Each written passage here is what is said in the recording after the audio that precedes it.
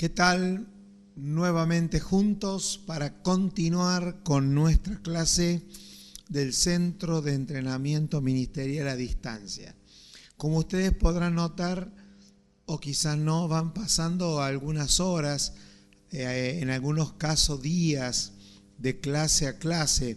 Esto nos permite no solamente rever nuestras notas, estudiar, instruirnos, capacitarnos, y también ir nosotros mismos madurando sobre este extraordinario tema que es revelaciones paulinas. Cómo éstas sirvieron, sirven y servirán para que la iglesia cada vez y conforme pasen los días encuentre su posición y su lugar para el establecimiento del reino de Dios en la tierra. Hoy estamos entrando en la curva para luego en la recta final de nuestra materia. En el capítulo número 8 se nos presenta el tema sobre qué sucedió en la cruz.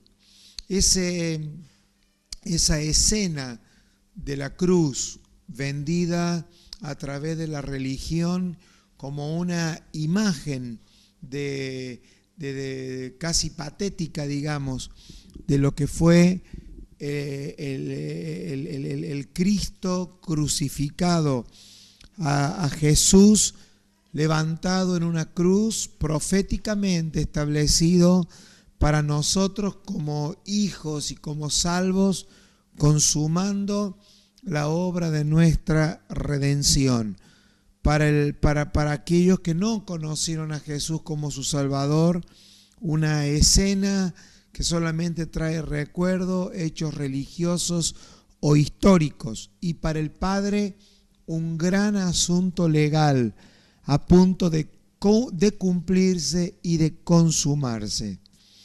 Este punto de lo que sucedió en la cruz es clave para nosotros, porque es allí en la cruz a donde nosotros el día de hoy, cuando estamos ministrando un mensaje, estamos predicando una palabra, como lo hemos compartido en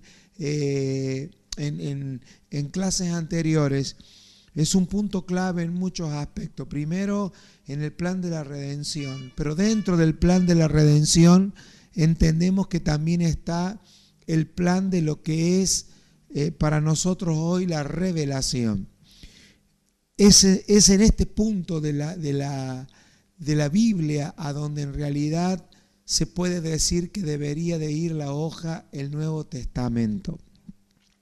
Es aquí donde se comienza a escribir la gran transición del Antiguo y del Nuevo Testamento.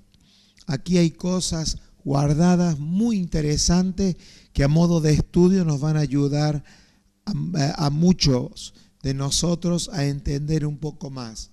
Acá vemos la divinidad y la humanidad, ambas unidas por primera vez en la historia del ser humano sobre la tierra, unida con conciencia, con revelación de lo que se estaba haciendo, porque la justicia divina había demandado el juicio había sido hecho y todas las transgresiones del hombre podían llegar a ser solucionables al solo precio de la fe de este y del creer en este y del confesar de este ser humano que eso que se estaba haciendo en la cruz estaba haciendo a su favor. Así fue como el corazón del Padre vio la solución al gran problema del ser humano, al Hijo diciendo: aquí estoy, hágase tu voluntad. Y ahora eso no solamente estaba cerrándose a una oración, estaba siendo llevado a la práctica. Allí está la escena de los discípulos. Ellos no habían entendido ni estaban entendiendo nada de lo que estaba sucediendo. Señores, esto es un cuadro importante porque se repite una y otra vez en la historia de la iglesia. Siempre en la historia de la iglesia hay una iglesia saliendo de la iglesia y hay una revelación saliendo de una ex revelación. Esto es importante porque cuando los discípulos fueron llamados, ellos eran de alguna manera ese tipo de cristianos que siempre se dan y en todas las generaciones, que son cristianos saliendo de la cristiandad. Hombres a quienes se les revela una dimensión mayor, pero que no se pueden anquilosar ni quedarse creyendo que eso es lo último, porque es lo que le pasó a los discípulos. Los discípulos literalmente parecían revolucionarios de la fe porque se atrevían a seguir al humilde carpintero de Nazaret en una travesía que parecía una locura. Sin embargo, ellos todavía eran hombres sensibles, sensitivos, que por los canales de sus 5 sentidos ellos no podían ver en realidad lo que ahora estaba sucediendo. Nosotros estamos hablando de revelaciones paulinas, simple y sencillamente porque la revelación siempre está saliendo de la revelación. Y de la misma manera que los discípulos pudieron ver en Cristo a alguien a quien seguir, ahora ya no estaban viendo todo como debían de verlo. Primero de Juan 1:3, él expresa este mundo sensorial con el que ha visto él y sus compañeros. Dice: lo que era desde el principio, lo que hemos oído, lo que hemos visto con nuestros ojos, lo que hemos contemplado y palparon nuestras manos tocando al verbo de vida. Porque la vida fue manifestada y la hemos visto y testificamos y os anunciamos la vida eterna, la cual estaba con el Padre y se nos manifestó.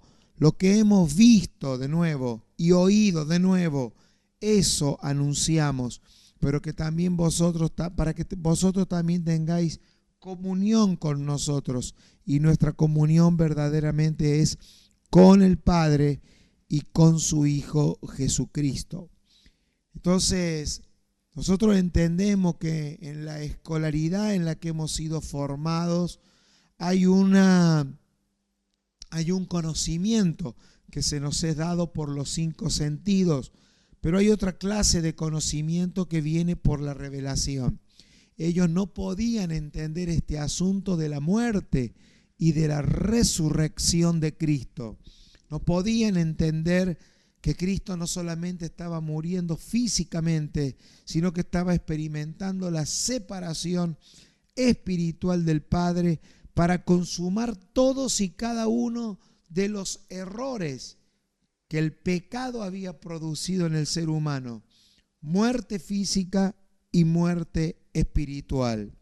Pero Cristo se estaba levantando como el Padre de una nueva generación.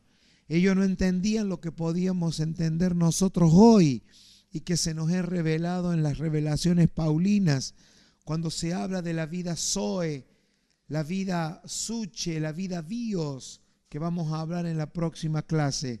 La separación de los diferentes tipos de vida a donde se habían experimentado diferentes tipos de muertes. Por lo tanto, el hombre no solamente había muerto al pecado en su vida biológica, sino que también el hombre había muerto al pecado en su alma y en su espíritu, habiendo sido estos separados de la vida de Dios. Entonces no podían entender la falta de el entendimiento y de revelación de haber incursionado en eso que ellos tampoco podían entender, que la muerte de Cristo en la cruz significaba el nacimiento de la nueva criatura. Por eso dice Lucas 23:44, cuando era la hora sexta, hubo tinieblas sobre toda la tierra hasta la hora novena. La creación entonces se enlutó por causa de que el sustituto del hombre estaba siendo llevado a la cruz. Todo lo creado respondió a la voz que había sido su creador, aquel que fue, aquel que por la palabra, el verbo creador. Cristo en la cruz está no solamente salvando al hombre, sino que está recibiendo de la creación, la que él mismo había ejecutado como la voz, como la acción, como el verbo del Padre trabajando, también estaba respondiendo. En ese sentido, la creación fue más sensible a la voz a la vida impartida cuando la sangre de Cristo fue derramada en la cruz que el ser humano mismo. Pues por eso que en todos los acontecimientos proféticos y todos los acontecimientos bíblicos vemos que la creación responde más rauda y rápidamente a los hechos proféticos que el mismo ser humano. Nadie supo lo que significaba. El lugar santísimo, el velo quebrado, significaba ahora que ya Dios no lo ibas a encontrar en un templo, sino que lo dicho por Jesús, la morada de Dios en el Espíritu había sido creada.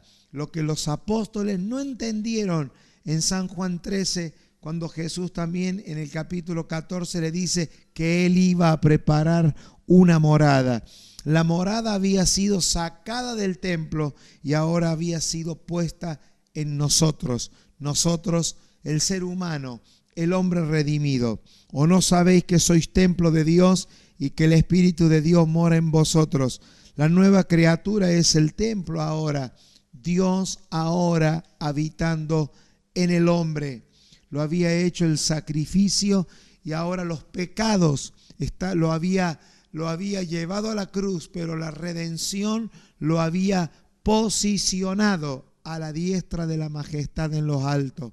Los sacerdotes no supieron que sus deberes sacerdotales había terminado, que el Sanedrín, que el sumo sacerdote, aquello que representaba la religión, sin darse cuenta, entregando a Cristo en la cruz, estaba nada más ni nada menos haciendo su último sacrificio. Solo que ahora no era un animal, solo que ahora era Cristo, el Cordero de Dios. Alumnos, vean el paralelo. Todos los sacrificios llevados en el antiguo pacto habían sido actos humanos, religiosos, regidos por un libro de cómo se debían de hacer. Pero ahora ellos en ignorancia estaban entregando al Cordero de Dios. ¿A dónde? Al altar, a la cruz, para que éste fuese crucificado. Pablo dice que yo he sido crucificado juntamente con Cristo. La nación judía entera había sido crucificada con él. Toda la raza humana había sido crucificado con el Señor. Por eso es que dice Génesis: no será quitado al cetro de Judá ni el legislador de entre sus pies hasta que venga Silo, y a él se congregarán los pueblos. Ellos no supieron que el hombre colgado en la cruz era Silo. Ellos no supieron que el sacerdote estuviese allí pagando por sus funciones ante Dios cuando lo mataron. Ellos no supieron que la ley mosaica que ellos adoraban, pero no podían ver, no podían entender que el sacrificio más grande de la historia se estaba llevando a cabo. Isaías 53:4 dice: ciertamente llevó él nuestras enfermedades y sufrió nuestros dolores, y nosotros le tuvimos por azotado, por herido de Dios y abatido, mas él herido fue por nuestras rebeliones, molido por nuestros pecados. El castigo de nuestra paz fue sobre él, y por su llaga fuimos nosotros curados. Todos nosotros nos descarriamos como ovejas, cada cual se apartó por su camino, mas Jehová cargó en él el pecado de todos nosotros. Así que, señores, esta fotografía es extraordinaria. Es curioso que la palabra muerte es plural en hebreo, indicando que Cristo murió por lo menos 2 veces en la cruz. Murió en la cruz en su carne y murió también en la cruz por su espíritu. Aquel que no conoció pecado murió para darnos a nosotros la posibilidad de la vida. Con todo eso, dice Isaías 53, Jehová quiso quebrantarlo, sujetándole a padecimiento. Cuando haya puesto su vida en expiación por el pecado, verá linaje, vivirá por largos días, y la voluntad de Jehová será en su mano prosperada. Verá el fruto del siervo justo a muchos y llevará las iniquidades de ellos. Por tanto, yo le daré parte con los grandes y con los fuertes repartirá despojo, por cuanto derramó su vida hasta la muerte y fue contado con los pecadores, habiendo él llevado el pecado de muchos y orado por los transgresores. El Salmo 22 nos da un cuadro gráfico de la crucifixión de Jesús. Es más vívido que el de Juan, Mateo, Marco, que lo presenciaron. Abre el grito, la escena de la crucifixión. Dios mío, ¿por qué me has desamparado? ¿Por qué estás tan lejos de mi salvación y de las palabras de mi clamor? Dios mío, clamo de día y no me respondes, y de noche y no hay para mí reposo. Pero tú eres santo, tú que habitas en las alabanzas de Israel. En ti esperaron nuestros padres. Esperaron y tú los libraste, clamaron a ti y fueron librados, confiaron en ti y no fueron avergonzados. Mas yo soy gusano y no hombre, oprobio de los hombres y despreciado por el pueblo. La profunda agonía física había sido vista muchos años antes por David en su salmo. Pero dice las extrañas palabras, pero tú eres santo. ¿Qué significa eso? Que se está volviendo pecado. Puedes oír los labios agrietados de Jesús en su transformación y dice que él lo ve como gusano. David está profetizando a Cristo. Él se ha vuelto lo que el Evangelio de Juan dice: y como Moisés levantó la serpiente en el desierto, así es necesario que el Hijo del Hombre sea levantado. Él había sido levantado como una serpiente, la serpiente de Satanás. Jesús sabía que iba a ser levantado unido a su adversario, ese hombre santo. El salmista lo ve como gusano, como el oprobio de la gente. Jehová está allí, la palabra de Dios está allí, todo se está cumpliendo. El grito, pero tú eres el que me sacó del vientre, el que me hizo estar confiado en los pechos de mi madre. Sobre ti fui echado desde antes de nacer, desde el vientre de mi madre, tú eres mi Dios. ¿Qué es lo que quiere decir toda esta palabra? Dice: no te alejes de mí, porque la angustia está cerca y porque no hay quien me ayude. Los discípulos están sin poder ver. Su propia gente, encabezada por el sumo sacerdote, han visto que él fue clavado en la cruz. No hay nadie. Y se cumple lo que dice la palabra del Señor, que estaban los toros de Basán en el Sanedrín y en el Senado. Ellos son los líderes del rebaño. Ellos lo arrestaron y lo crucificaron. Luego viene la oración extraña: he sido derramado como aguas y todos mis huesos se descoyuntaron. Mi corazón fue como cera derritiéndose en medio de mis entrañas. Esto significa que los judíos prepararon la Pascua a fin de que sus cuerpos fuesen quemados, dice la palabra, que sus huesos fuesen quebrados. Pero cuando llegaron a Jesús, lo vieron ya muerto. No le quebraron las piernas, pero uno de los soldados le abrió el costado con la lanza y al instante salió agua y sangre. Jesús había muerto de un corazón quebrantado, con una profunda tristeza. Cuando eso sucedió, la sangre de todas las partes de su cuerpo se salió a través de la herida dentro de ese saco que sostiene el corazón. Mientras que el cuerpo se enfriaba, todos aquellos elementos rojos se coagularon y se elevaron. El suero blanco se quedó en el fondo, en el corazón. Todo esto es un principio de metabólico del cuerpo, y cuando esa agua está rodeando el cuerpo por la gran presión que tiene el corazón, la lanza lo traspasa y esa agua sale de su costado. Allí está cumpliéndose absolutamente todos los detalles proféticos del Cristo en nosotros. ¿Quién eran los perros? ¿A quién se le llamaban los perros en la profecía? Aquellos que le habían clavado en la cruz, los soldados romanos, aquellos que eran considerados perros. Entre tanto ellos me miraban y observaban, dice la palabra, repartieron entre sí mis vestidos y sobre mis ropas echaron suerte, cumpliéndose así los siguientes puntos: bajo la sombra de la cruz, sentados sobre el suelo, jugando sobre sus vestidos, los soldados se agolparon alrededor, no prestaron atención a su agonía, al sudor de la muerte, de la pena. Ellos eran como nuestra gente moderna, sus corazones estaban puestos en la ganancia. Y este es el relato dado 250 años antes de la crucifixión, 1000 años antes de la tragedia del Gólgota. El Cristo había sido el sustituto. Cuando Él fue hecho pecado, fue transferido por Dios al adversario. Cuando esa oración fue poderosamente oída por el Padre, todo comenzó a cambiar.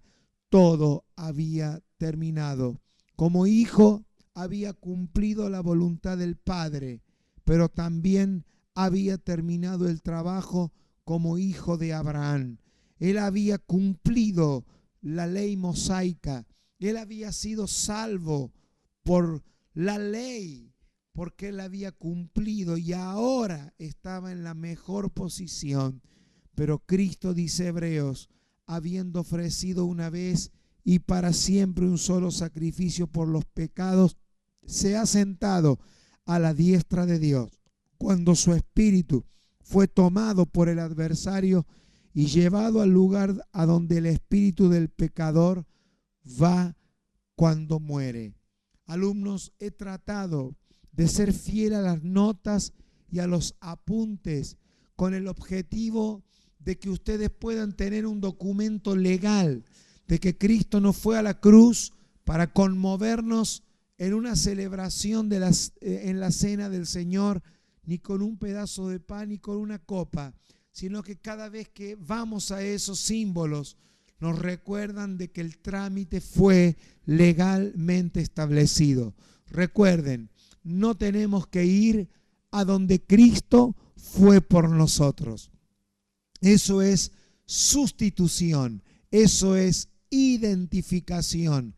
Ese es el valor que nosotros tenemos hoy por haber recibido a Cristo como nuestro Salvador. Lo próximo que vamos a hablar sobre la importancia de entender lo que es el nuevo hombre, la nueva criatura, la nueva creación, tiene que ver con estos pasos legales producidos por Cristo. Por eso es que el Evangelio, saturado de tantas, pero de tantas emociones, sentimientos, cosas por las cuales hemos sido nosotros saturados en nuestras llamadas reuniones o cultos, le han hecho perder al Evangelio el concepto legal de nuestra salvación. Por eso, con estas herramientas vamos a entrar en la recta final de lo que fue producido en la cruz y cómo nosotros hoy tenemos esas herramientas legales para poner en fuga al espíritu del siglo y de esta manera creer que es posible el establecimiento del reino de Dios en la tierra.